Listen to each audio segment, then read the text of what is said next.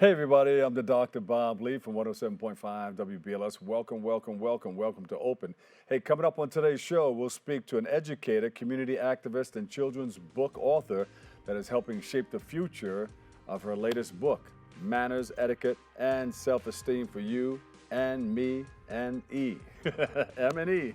And then we'll speak to a former New York City councilman who will be hosting the event that will be honoring influential members of the 50th anniversary of hip hop. And then after that, we'll check in with a certified financial planner who is helping members of the LGBTQ community gain financial equity and build generational wealth.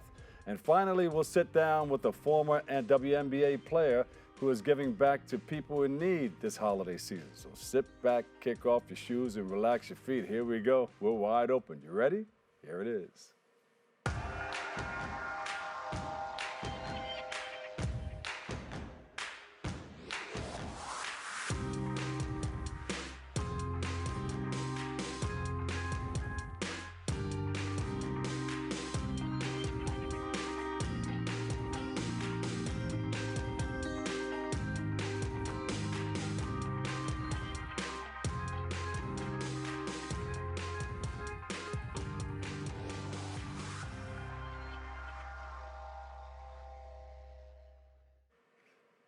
Here we go again. Welcome, welcome. It's another day, another way. Thank you for joining me. I'm your host, Dr. Bob Lee from BLS, and you're watching Open. It's that live interactive program that brings the Bronx and New York City straight to your TV set. You know, you can stay connected to us through social media at BronxNet TV. Leading things off, our first guest is a community activist, educator, teacher, and she joins us to speak about the work that she is doing with her organization, Alphaba. And we'll talk more about that. And she's going to highlight her book, Manners, Etiquette, and Self-Esteem for You and M&E. So please welcome to the show, Barbara Gibson. Hello, how are you? Just fine. Nice to see you. You look beautiful. Thank you, Dr. Bob. Listen, you've been here before, and we've been talking about etiquette for some time now. Now, just let everybody know what Alphaba Yeah, stands Alphaba. for. It's like the alphabet. It is, but it's my brother, my sister, and myself. It's our first initials.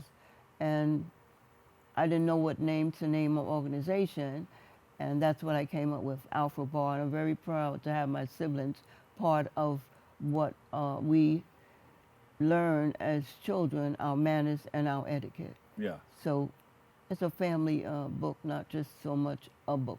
Yeah, and we're going to talk about that book, but give us a few tips on etiquette.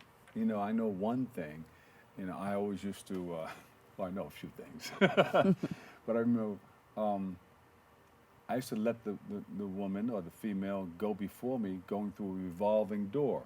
But I said, no, somebody told me that's not true.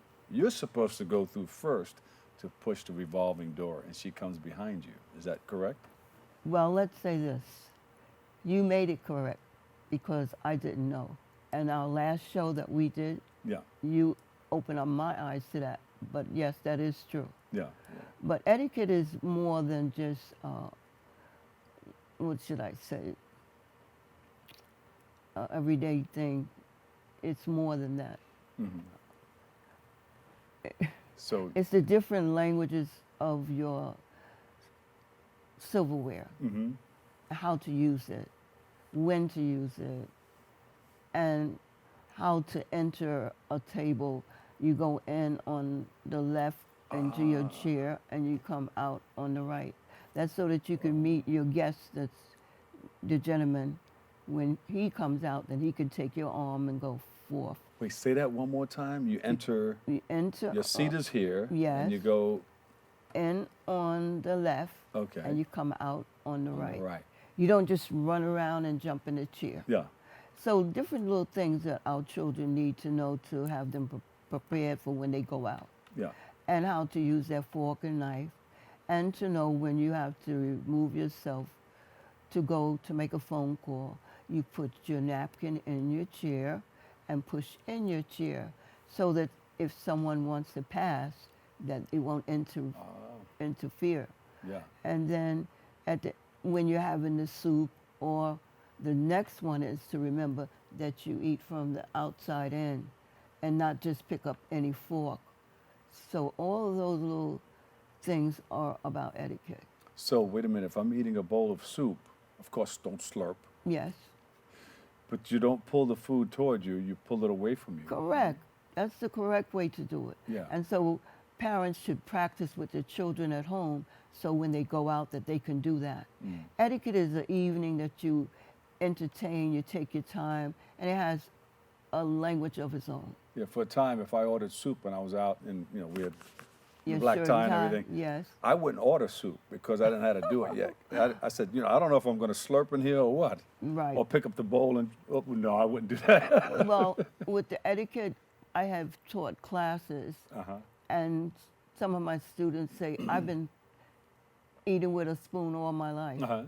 They never knew that there were so many different silverware that they needed to have a dinner. When you have spaghetti, do you use a spoon and a fork? We do as a etiquette event. At home, you eat however you want to eat. I know But the that's proper way, yes, is to take the spoon and you twirl it around in Yeah. the spoon and bring it to your mouth. And it's also, you can wear a napkin when you're having spaghetti Oh, yeah. and also when you're having lobster. So it's Ooh. like twice that you usually use the napkin, Yeah. not any other time. And then you also use the napkin just to pat your mouth. You do Right. not use it for anything else. Now you come and sit down. You have a table of 10. Everything's set up for you. Sometimes people reach over and use somebody else's fork. But as a rule, I think I've learned, and you can probably help me with this, forks to the left. Yes, but the main situation is when you go to a beautiful setting, you might see some flowers or beautiful napkins. Yeah. You just have to remember it's from the outside in. It might be, say, fish, and then you see a fish fork there, or it might be another type of silverware there. But it's all about from the outside in, because you don't want somebody looking down at you saying, oh, you picked the wrong fork or whatever. And then another thing is when you're served, the silverware remains on the plate because the maitre d' or whoever's serving you will remove it. Your silverware never touches the tablecloth. The tablecloth, yeah. You never put soiled silverware back on the table. tablecloth. Yeah. It remains in your dish I know and why it'll be people, removed. I know why people do it. Because sometimes they got to wipe off the fork.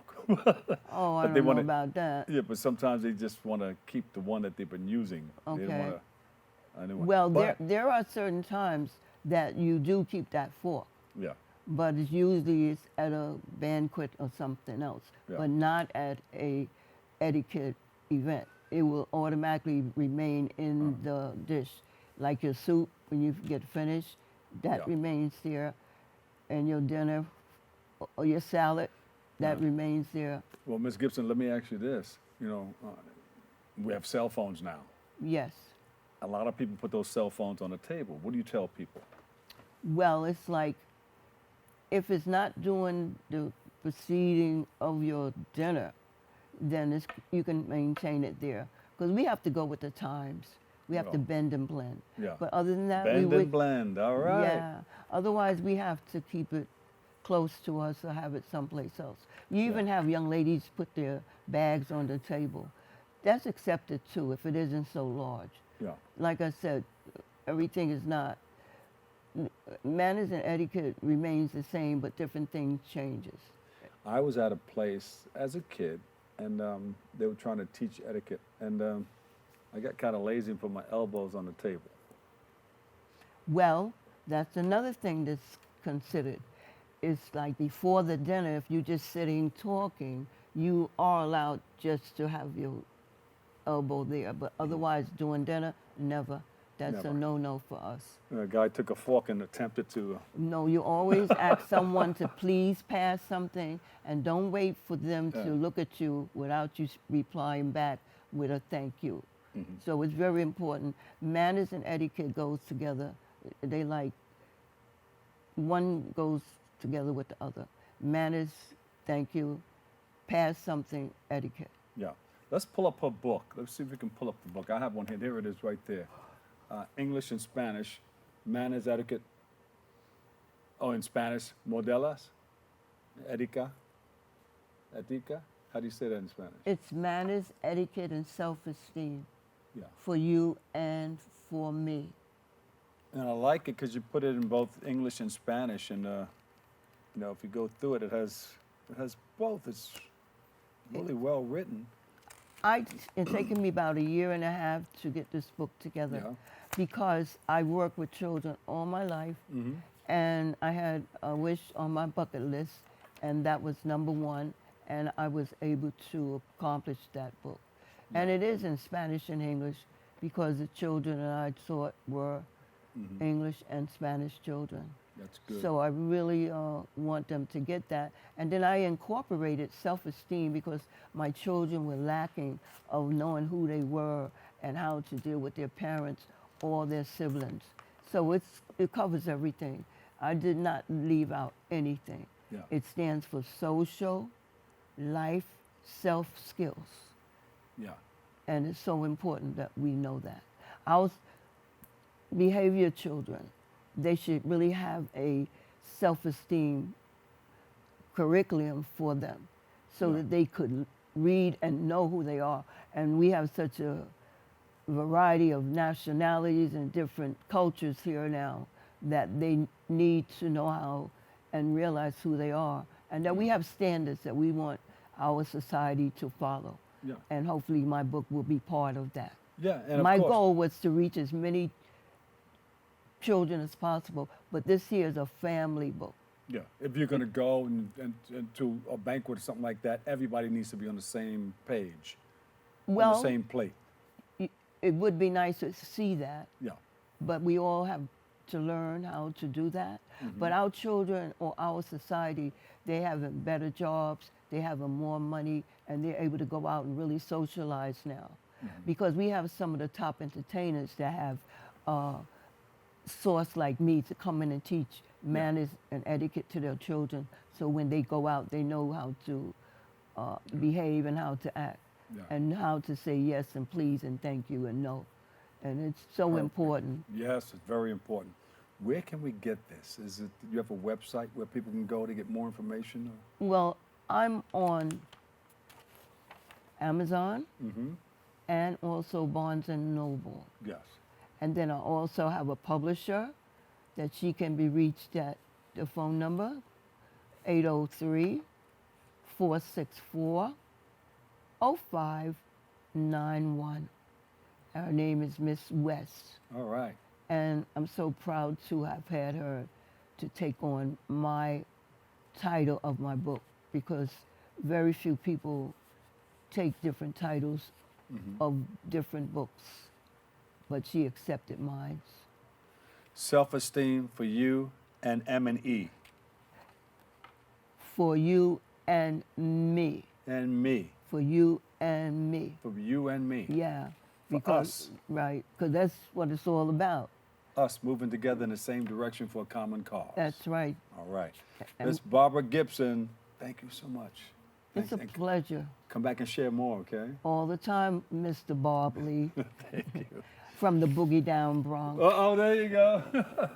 Yeah. Barbara Gibson, community activist and author. We appreciate you and love you. Thank you. Thank you. Thank you. All right, we'll take a break. I've got more coming up next on Open.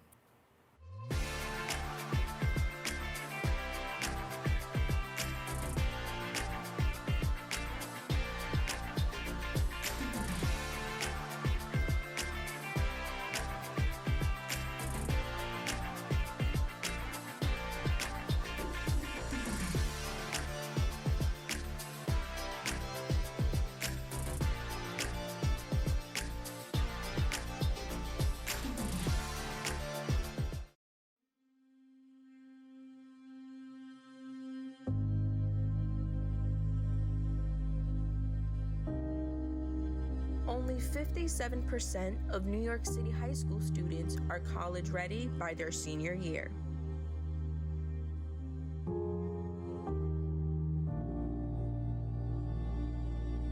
85% of high school graduates either have no plans to attend college or are uncertain that they will ever attend.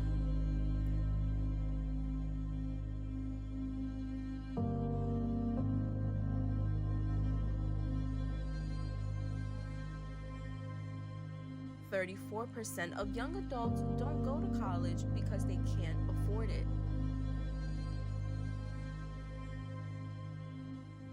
Discover what's possible.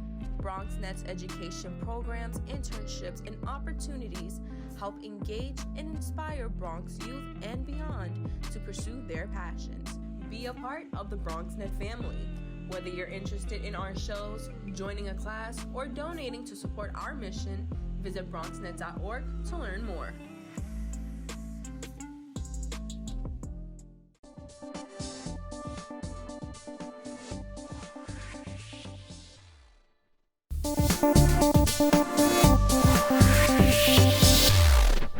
And welcome back. Hey, I'm the Doc Bob Lee, and you're watching Open. And our former city council member is here. He's from the 12th district of the Bronx, and he's the executive director of the Bronx Youth Empowerment Program. He does a lot of great work in our community. We see him everywhere with his sleeves rolled up, taking care of business. And he's with us today to speak about the upcoming 12th district ball.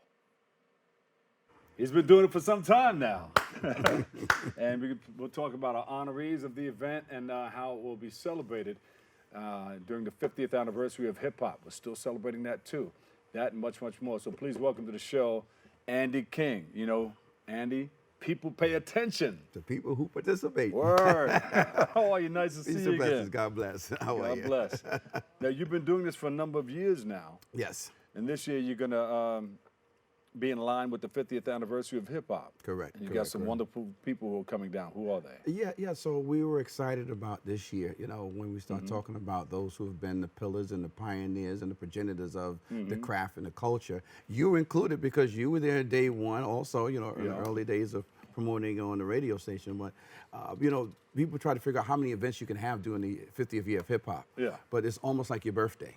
Your birthday, when you turn 12, you're still 12 until you turn 13. Right. So even though the 11th of August was the birth on the record, you have still a whole year till you turn 13. So we would celebrate from August 11th of 2023 to all the way to 2024. And it doesn't stop. No, it doesn't. You say the continuation of the 50 years of hip-hop or 50 plus years of hip-hop, you know, there's going to be different names for it, and you just, if you want to ride it, you can. There you go. Somebody said ride it until the wheels fall off.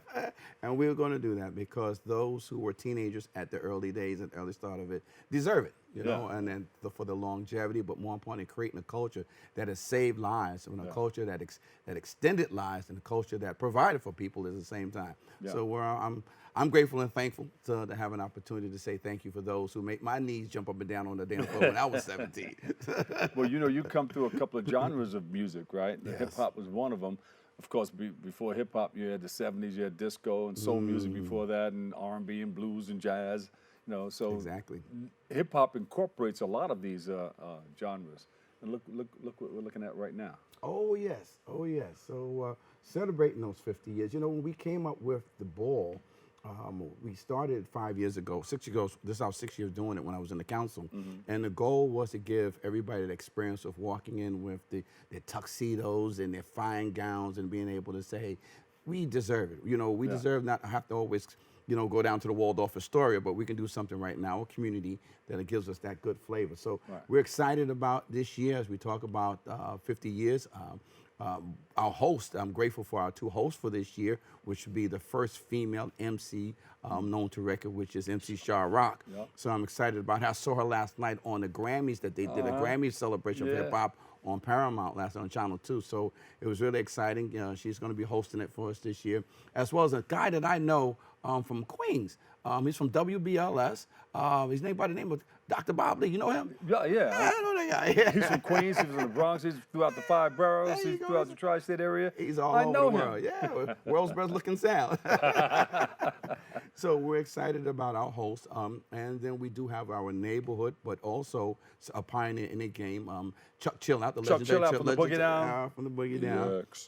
That's right. So I grew up with Chuck, so it's only fitting, him being part of the early genre, that he be the man of wheels of steel, and we, he's always entertained for the decades he's been on the grind doing the work. So we're excited about him. But our guests are what really that motivates us, that the people that we're going to be honoring, such as Grandmaster Melly Mel, as everyone knows from the First Five, who who's kicked a lot of this off, and is still out there on the road today doing his thing, looking good, and still sounding good. So I applaud him, We call him Muscle Mel. Yeah. Yeah, you get to talk to Mel. Yeah, and he's still all the time. So God bless him. And I love Mel because anytime you can call on Mel to speak to children, he's there. It's not just all about the industry, but taking what he knew and what he grew up in and passing on to a generation of young people to understand that the rap game isn't about the drill music that destroys lives, but how do we take a genre that was designed to save lives when they were young people, and now today taking what that actually means for this generation. So I applaud him for the continuing work that he's doing. Number one of our other honorees that we're having is Commissioner Gordon. Now, everybody knows Batman, but if you know Commissioner Gordon, a great producer who's done such great work in the industry and making sure that artists got their music out there. So, and that's the biggest thing, having access. If you don't have somebody who'll help you promote your music, get your music out there, it's really a tough sell for some of those in the industry. So me and Commissioner Gordon were working together with a person out there in Queens. We're going to help build a multimedia complex. Okay. We'll talk when it comes to light. We'll talk more about it. I'm just skimming the top of this right now. Well, everything has a foundation. Yeah. And he comes from a very strong foundation. So, and that's what we need, and continue to pass on to this generation, understanding that the industry is not always about being in front of the mic, but sometimes it's that back work behind the scenes that keeps an industry stable. And big shout out to Senator Sanders. Yes, definitely for keeping stabilization. So how's it going to look? We're all going to come down, of course. People are going to be dressed up. You got the red carpet. Yes, we do have the red carpet that we'll be setting up. We have cameras that'll be out there capturing everybody's moment, introducing people when they walk into, because everybody's the good king and queen of the day, and just allowing people to have a good dining experience, and enjoying great food, great camaraderie, and some dancing, and of course, adult beverages and children's beverages, because it is a family-friendly environment as well. One of the things that we prided ourselves on in the 12th District is allowing young people to experience, being in a room with the greats of the industry. So we're looking forward to that night, and I'm excited for DXT, which people forget, who was a Grammy winner as well, for rocking it from Herbie Hancock, back in the day. Yeah. So I'm excited about him being part of the night, and just people just celebrating the joy that's going to happen. And you always have a good time there. I remember you had Shalimar, Howard Hughes from Shalimar, yes. And a number of other. Who were the young ladies that came in and sang? We had First Choice. First Choice Came in and did their thing, and before that we had Atlantic Star. Yeah. They came into town for us to perform, so it was really nice. And I think the first year we had a swing band, and we had Gerald Austin and the Manhattans come in and do their thing. So it was a delightful night. So and you never know who's going to pop in. You can have some special guests that come all the way from California, or never know. Just from Fat Joe may step into the room. You never know. You never know. Yeah. So the doors are always open. You'll get to meet some folks, take some pictures, have a great meal, and enjoy a wonderful, wonderful dining experience. Are you still looking for sponsors? Yes, we are. We are still looking for help and support to pull off the evening. Well, whoever's looking for sponsors, when you come to my show, I always give you a camera. So say hello to my little friend. Well, we want to thank everybody, and we want to welcome everybody to be part of that night, January 1st, the 12th District Ball. Not only are we celebrating 50 years of hip-hop, we are actually celebrating the wedding anniversary of yours truly and my wife. And we'll be introducing a new soul to the community. So I want everyone please to come out. But if you can help and be a part of the evening, we're asking for your support. You can email us at 12districtball@gmail.com to offer your support. That's 12districtball@gmail.com. We're looking forward for any and every help to make sure that our honorees are blessed the way they need to be blessed, recognized the way they need to be recognized, but more important, the community coming together for a night full of love and celebration and remembrance. There you go. All right. Another organization that's there that you started a while back, and we've been doing different things at different schools. The Youth Empowerment Program. Yes. Talk about that and talk about the mission behind that. Well, the mission of the Bronx Youth Empowerment Program is building mind, body, and community for our teenagers. We service young people from the ages 11 to 18 years of age. We are right now going into our 19th year. And they're there with their suits on, and they're taking care of business like chaperones, you know. That's right. They're hooking things up. Right. Ushers. Right, for the evening of the ball, their assignment is that. And we are doing a memory table at the ball for those who have transitioned, like Heavy D, his family will be there in the evening as well, Left Eye, DJ King 45. You ladies going to be there? Well, yes. Miss Myers is going to be there? Yes. Heavy D's mom, yeah. Right, so we reached out. So we have a few that we're honoring, even the Jam Master Jay-Z, even though none of the family's around, but we are honoring and recognizing posthumously for those who've transitioned out. So we want to give our love to everybody who's part of the game, and the Bronx Youth Empowerment Program is part of it. And I do want to give one final plug. We're having our Sharing is Caring event for our children who are giving away gifts for those who are fortunate and less fortunate on December 24th. So if anyone is interested in donating a pair of shoes, some coats, or just some gifts, they can reach out to us at the Bronx Youth Empowerment Program, BronxYep@gmail. That's BronxYEP at gmail.com. And this is also on your website? Yes. You can go to our Facebook page, Bronx Yep. They'll get to see it on our Facebook page, as well as Andy King on our Facebook page as well. Andy King, former New York City Councilmember, District 12, Executive Director, Bronx Youth Empowerment Program. Thank you. Not on it. You know, people pay attention. The people who participate. We'll take a break. We'll be back with more next.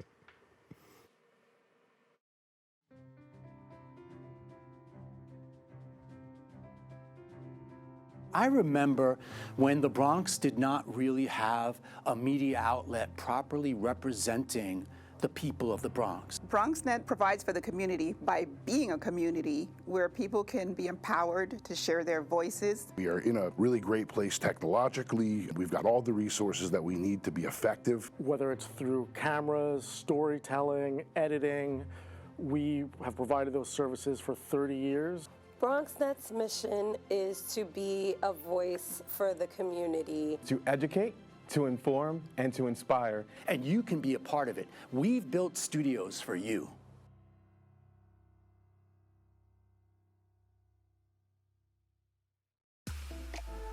This year, BronxNet Community Television needs your support. For more than 30 years, we've been providing community programming shows, education courses, and access to our world-class television studios, a place where Bronx residents can call home. Community leaders and organizations can share their ideas, stories, and passions for what matters to us.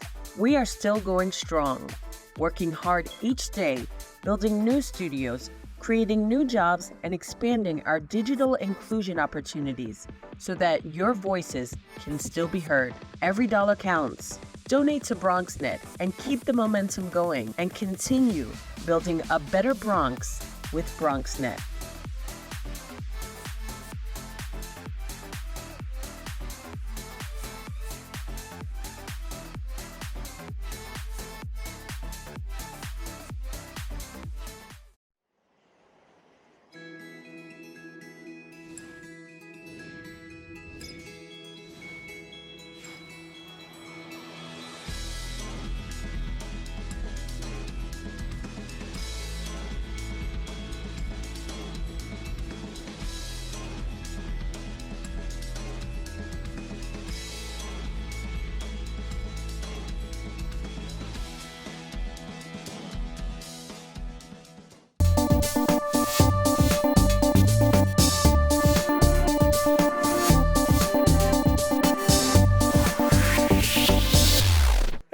Welcome back, everybody. Our next guest is a certified financial planner and the founder of Equipped Advisory. She sits down with us today to speak about the work that she is doing to provide financial equity for members of the biopic and queer and LGBT community. So please welcome to the show, Kerrie Carden. Welcome, Kerrie. Good morning. Thank you so much for having me, Dr. D. All right. We got the BIPOC community and an LGBTQ.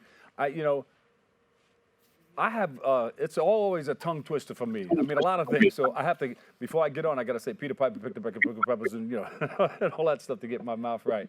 So how are you? What's it all about? Tell me more about what you're doing and how you put it together. Oh, thank you. I'm having a very, very blessed experience. So, um, as a certified financial planner, I got the opportunity to learn about just money and the basics, but how our financial work. And when I did that, I saw that system was built for folks who already had wealth, especially when it comes to money and assets and social capital. And what I wanted to do was focus on the communities that were nearest and dearest to my heart, which are BIPOC folks, are Black, Indigenous, and people of color, as well as queer folks within the LGBTQIA plus community, and especially trans folks as well, folks who have been disenfranchised and not adequately served by financial services historically. So you said, you know what? I need to create something to help people that I'm close to, and you came up with the Equip Advisory. That's right. That's right. So my firm specializes in not only financial planning, but also career coaching and business advising. And really, a lot of this is just meeting people where I think most people think of doing financial advising or career coaching at a point where they've got what they need and now they want to level up. So maybe you're making more money and you want to be able to level up. But I really like to focus on clients who are, for example, working on making ends meet. They might not already be in that position. Folks who might be some of the first in their family to make the kind of salary that they're making. And they're thinking about doing things like remittance, right? Sending money back to members of their family in other countries, or even just supporting people who are here in this same country, but kicking them some extra money every time they make a little bit more. So really thinking about what does it look like to build that up over generations. Hey, Kerrie, how important is it for members of the BIPOC, queer, and trans communities to have access to financial planning resources? And what does it mean for you to be an intergenerational wealth advocate or person on a mission for this? Yeah, it's essential, right? Financial planning is for everyone. We live in a system where everybody needs money. And then once you get to survival, everybody needs money to thrive. So every single person, regardless of their background, regardless of what they do or don't have, should have access to financial planning. But like I mentioned, that historically has not been targeted at and really specialized for in the BIPOC, queer, and trans communities. Intergenerational wealth architect, I will say, that definition is likely going to evolve over time.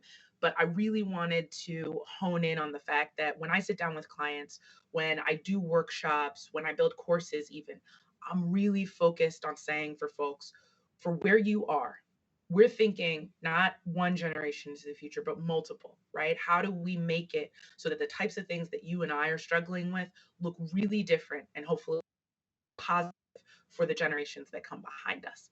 And that's all about thinking in the now about how you create that wealth, not only through money and assets, but also through community, right? Don't take what I'm using and just do it just for your own family. This is for everybody around you so that all of our communities get stronger as a result. Yeah, so you're teaching people to help others get people 100%. involved. So you're saying Absolutely. don't just use it for yourself, but help other people get what they need so that you can, we can be like a community of people moving together. That's what true wealth is, Yes. right? Yeah. Have abundance across all of the different areas in your life. All that, we're going the intergenerational wealth architect. You. I hope to be one of many, right? I don't want to be by myself. This just happens to be something I'm really good at. Yeah, I get it. No, you're good at it. And what does equity for LGBTQ community look like? Yeah. So in my place and where I want to work on it, that specifically looks like helping folks to navigate their careers so that they can build the kind of career that gives them joy and that allows them to grow in the ways that are important to them.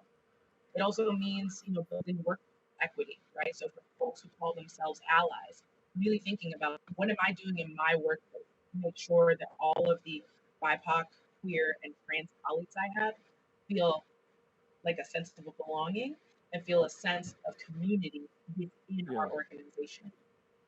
And when people come to you for help, what kind of help are they looking for? People come to me with a lot of anxiety. I will say, a lot of our meetings, they feel a little bit more like therapy sometimes than they do just, going into spreadsheets. Yeah. So, folks are worried, right? If we read the news right now, people are worried about their financial situation coming out of the pandemic and the stimulus. A lot of supportive services are changing. So people are coming to me with concerns and worries, not only about the present, but how that's going to affect their future. A lot of folks are also thinking about what's going to happen to their parents and the generation ahead of them that are now getting into retirement, thinking differently about what it means to have Medicare and support for that longer span that we're. So that's what a lot of folks are bringing to the doorstep, worries and concerns. And my job is really to help them come to an understanding of what are your strengths, right? What are the tools in your toolbox that you can use? Yeah. How can you leverage your community to get to a place where hopefully that burden feels 5% lighter, and where you can start to share that folks and use those resources to build wealth in the now and then build that up over time so that as a community we can all be stronger. So you help them to take care of themselves so that they can begin to help take care of others with the generational wealth. And I see people walk out of there happy. They just showed a picture of somebody, they felt relieved.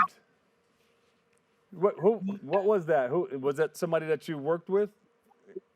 Look, she looked very joyful. Look, and it's not even Christmas yet. That is definitely the sense that we're going for, right? I feel like I've succeeded if somebody walks out of the session a little bit lighter. But yeah, that's a critical piece, is really giving people mind. And a lot of times peace of mind comes from having a professional sit down with you and say, this is what's going on. And then here's how we can work towards the future that you want, right? Getting you a plan, but more important, something that you feel capable of executing, right? If I give you a plan that is completely out of your ability to do, that doesn't make any sense. So I really want to put you in a position where you feel empowered to be able to reach the goals that you set. Well, it looks like you're doing the right thing. What can you tell us about your financial planning workshops? How often do you do them, and how can people get more involved? Yeah, I'm currently working on a partnership with Robinhood, the financial services organization. All right. Yep. And the U.S. Black Chambers of Commerce. I have the pleasure of doing workshops that I've been doing all over the country. And those are currently focused on retirement. They're really thinking about retirement for folks who are running their businesses by themselves. We call those folks solopreneurs. But business owners, gig workers, right? The way we work looks different. Not everybody works at a company for 25, 30 years and then retires. So now, how do we think about retirement when you might have a 401k over here, and then you might have some money that you put in a savings account over here, and you might have some Bitcoin you bought a few years ago over here. And how do you start to set that up in a way that's really make sure that you're prepared for that future where you imagine you're on vacation doing those hobbies. Well, it looks like you got the ball rolling. I tell you that. Now, what's next for you? Do I see a book or something like maybe workshops that are bigger, like in hotels, seminars, like things of that nature? Definitely more workshops. That's where I get my energy, and I love to do it. So I'll be doing more workshops and building more opportunities, touch more communities, especially where they are. That live and in person have a really different, as my 11-year-old said, it gets different. Yeah. So I'll be doing more of that. And then I also have some courses that I've been building because I want to make sure that I have something that people can access from wherever they are. So I currently have a financial foundations course, and I also have a career course. And that one is really good for people who are maybe thinking about switching careers, or they might even be thinking about trying to take that next step. So it's something you can do entirely on your own time. I've got videos, I've got guides that walk you through, and then I can also offer one-on-one sessions on top of that to help folks get through it. And then I think maybe there's a book coming somewhere down the line. Let me see. I would love to. I would love to. As an avid reader, that's on my bucket list. So All right, we're I would. looking forward to it. You said it live on TV. Here we go. It's a commitment. You hold me to it, Dr. We're going to hold you to it. Where can we go to find more information about you and everything that you're doing? Absolutely. So my website is the best way, equipadvisory.com.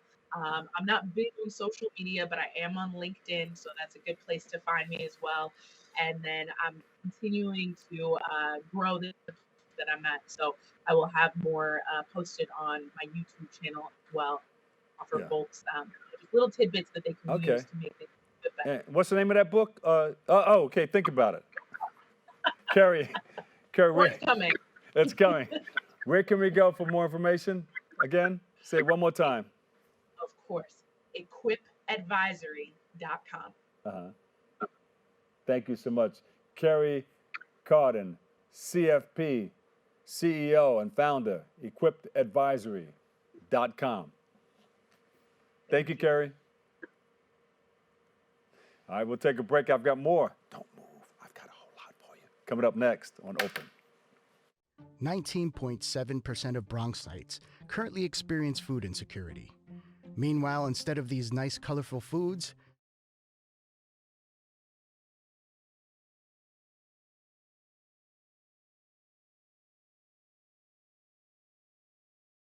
you might consider donating or volunteering in one of these places. Community fridges like this one are all over the city and allow New Yorkers to conveniently donate extra food to people who might need it. Go to this link and find your nearest one. Food banks and pop-up events like these provide millions of healthy meals to families in need. These organizations are distributing meals to Bronxites as we speak and are always accepting donations and volunteers.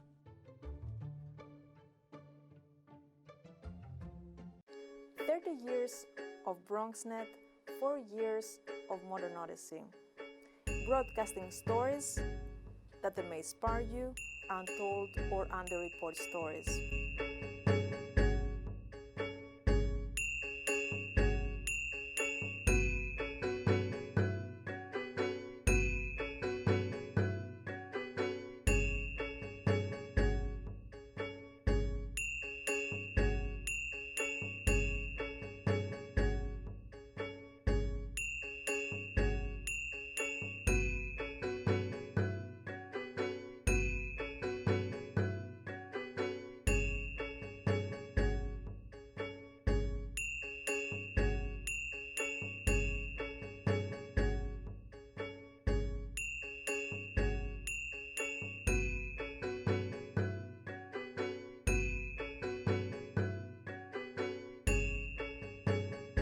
BronxNet, your story is heard. Thank you for your support. Thank you for watching Modern Odyssey on BronxNet.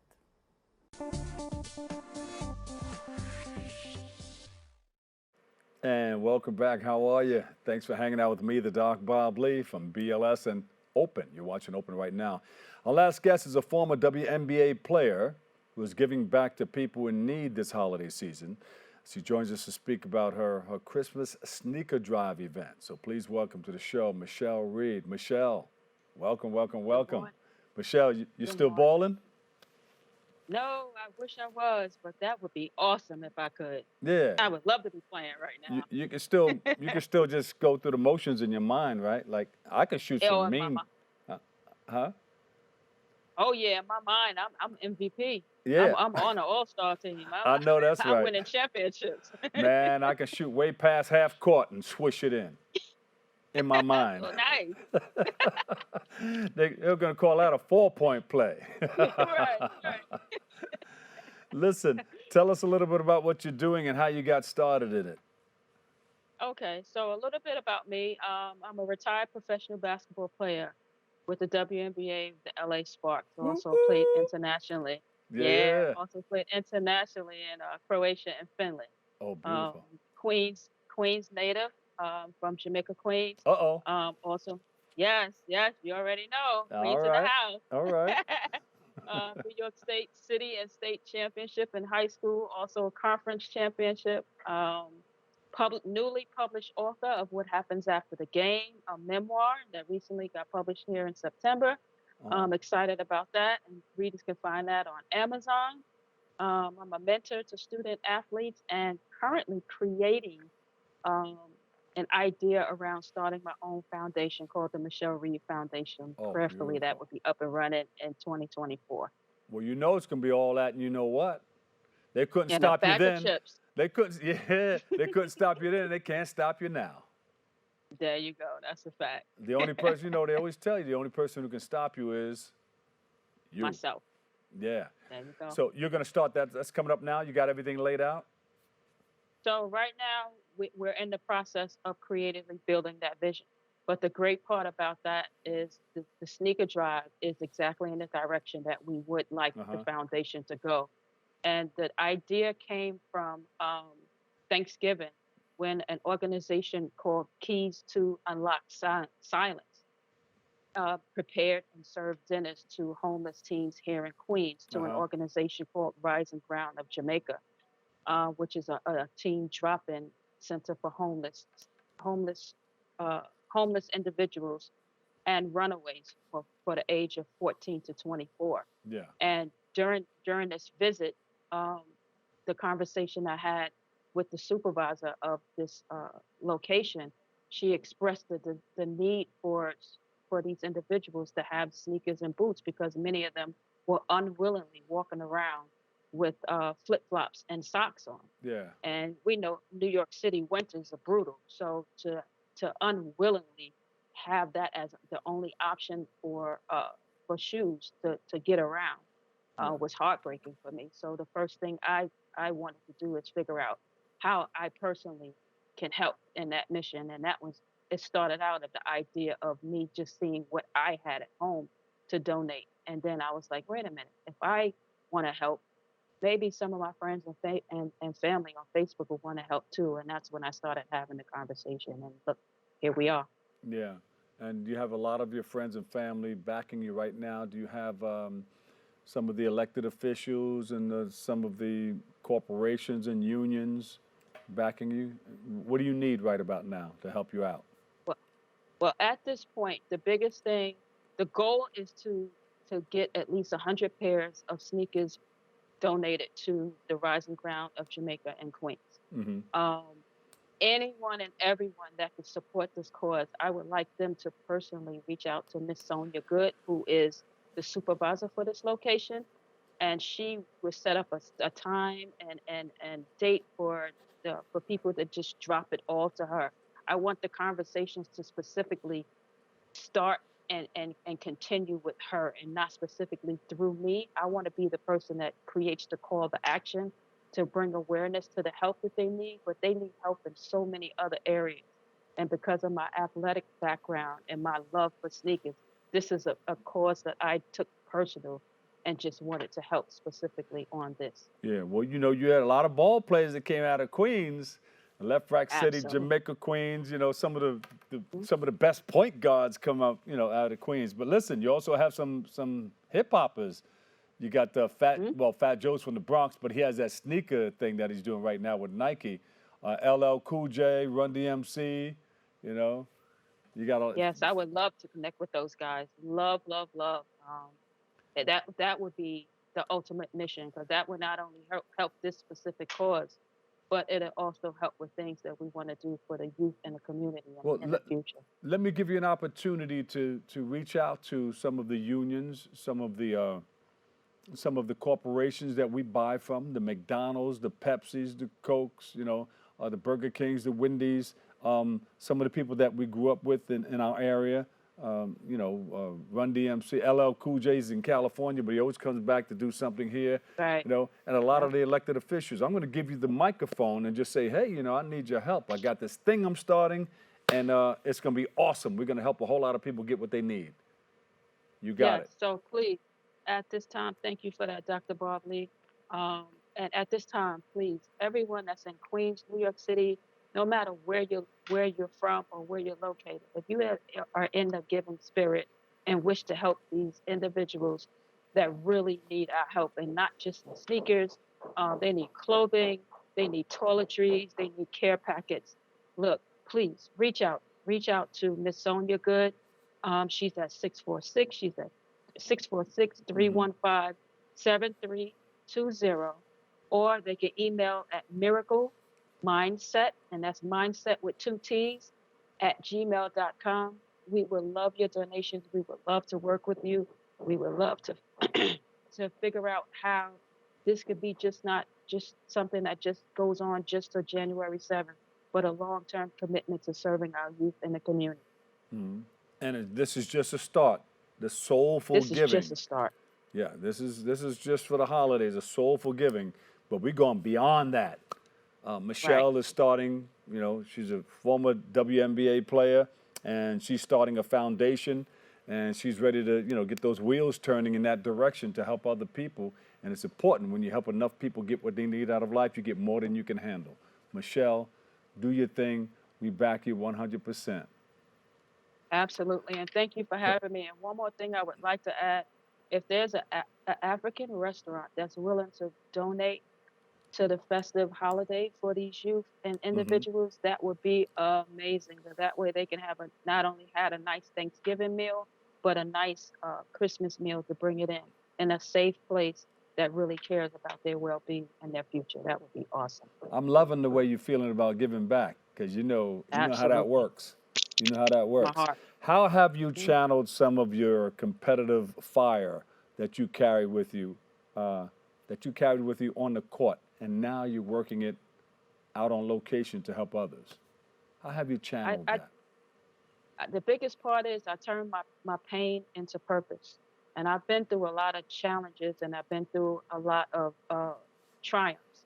And during that time, I was like, you know what? How can I because I'm not physically able to do a lot of the things that I used to do for the game, how can I still give back with purpose, not only to my community, but to those who are coming behind me that are looking to go to the levels that I played at and the steps that I played for. And things like this and giving back has always been a big part of the legacy that I want to build. And if I leave nothing else beyond my time here on earth, it's my ability to give back to others the way the game has given back to me. And people think it's easy. You get up there and get on the court, and it's right there. This is what you've been doing. You got out of the bed, and you're at number one. But talk about some of those challenges that it takes to get there. Let me tell you, the game started for me at 5 years old in Jamaica, Queens. I didn't wake up one day and put on a uniform in high school and suddenly became great. I started at 5 years old playing with boys. I was the only girls player on the basketball team at my junior high school of IS8, which you came to. Yeah. When I was at IS8, you visited our school a couple of times and showed up with the radio, and we went live early in the morning. I remember those days. Yeah.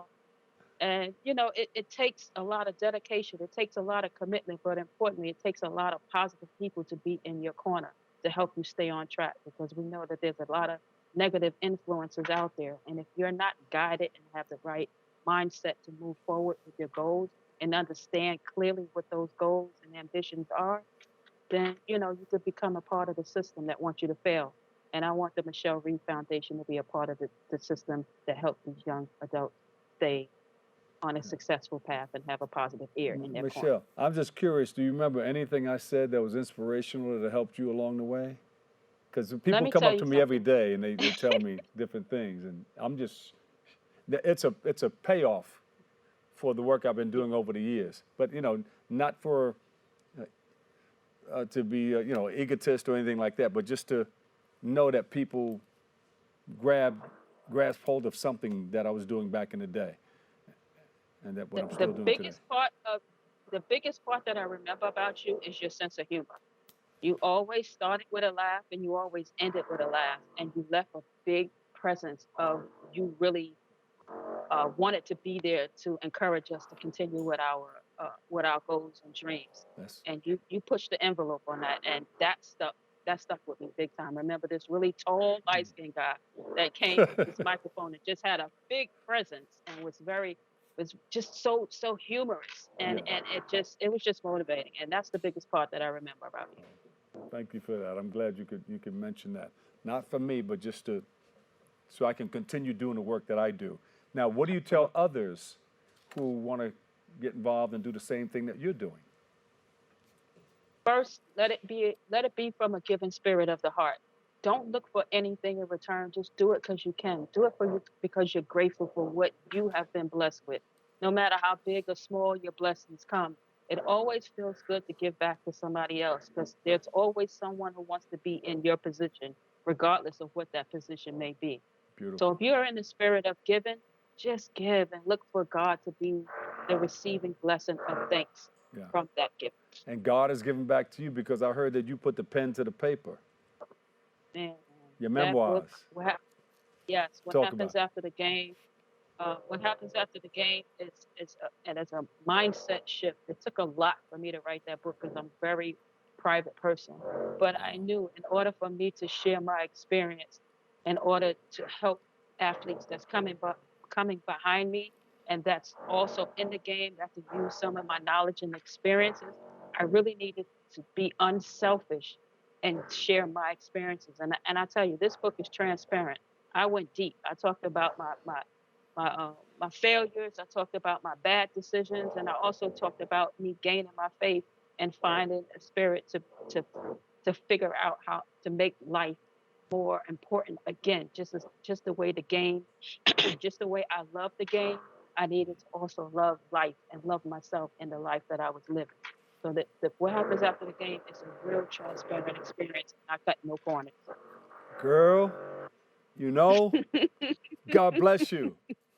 Thank you. That's how you do that. That's well said. That's how you do that. Yeah. Where can we go to find out more about you? I have a website called whathappensafterthegame.co. You can find me on Facebook with Michelle Reed, and more to come. Like I'm at a groundbreaking point in my life where I'm rebuilding a lot of things, and little acts of kindness like this starts my legacy all over again, and building back the brand that I love. I have a partner in community building. Yeah. All right. God bless you. Yes. Call on me. I'm here. Thank you. May God bless you, give you favor, and may you continue doing the things that you do to help others get what they need out of life. We love you. Thank you. And come back and share more, okay? Absolutely. And I love you too. Thank you so much for this opportunity. Thank you. Happy holidays to you. Happy holidays to you. All right. Michelle Reed, former WNBA player. Thank you.